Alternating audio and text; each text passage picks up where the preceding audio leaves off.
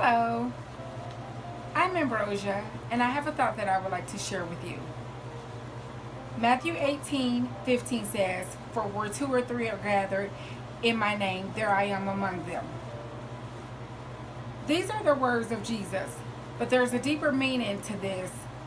So if you go back in the beginning of this chapter, the disciples are together with Jesus and they ask Jesus their famous question. Jesus, who is the greatest among us? This question will be recorded 3 different times. Matthew 18:15, Mark 9:33 through 36, and Luke 9:46 through 48. Now imagine being a mom and you have multiple children and your children are always asking you, who is your favorite? I feel like maybe after the second or third time I would look at all of the children and tell them, I don't like any of y'all. But Jesus, being ever so patient, pauses from teaching the crowd to teach them what to do when we've sinned against one another. So first, we are to go to each other and deal with the issue. Second, if we can't deal with the issues amongst each other, we are to bring another party from within the church in. And this isn't a gang up on one person or the other person type issue. It's more like a family meeting to talk about what we need to do and how we can solve the issue. And then third, if 1 and 2 doesn't work, we need to involve our church leaders. The church is from where relationships are formed. When our relationships are fractured and we allow it to bleed, it bleeds within the body. So if we have an issue with a brother or sister and we don't solve that issue, then it bleeds to the body and it begins to affect the body.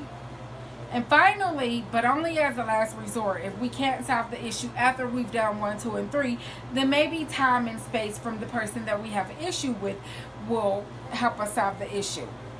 This is the foundation of Matthew 18:15, because our togetherness allows the Spirit to flow freely.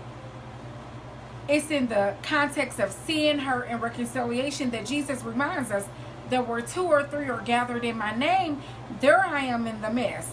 And when our relationships are fractured, we crowd out Jesus. We can't crowd out Jesus because we have to let a dying world know that Jesus is our only hope. Psalms 133, 1 and 2 tells us, "Behold how good and how pleasant it is for brethren to dwell together in unity."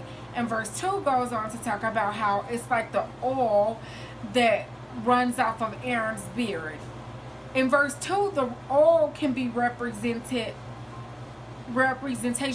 of the Spirit of God.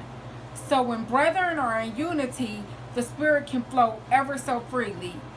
And I leave with you these final words.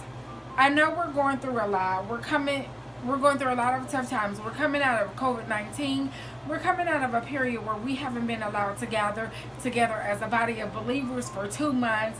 And of course that affects the body. And then we come out of that. We go back into being able to have service and gather together. And then we go into all of the situations with racism in the world and all of that.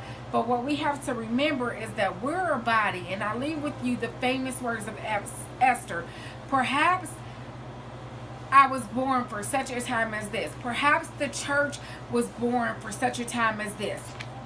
Perhaps we were birthed so that in this time we can tell the world that there is hope, and that dying soul we can introduce to Jesus.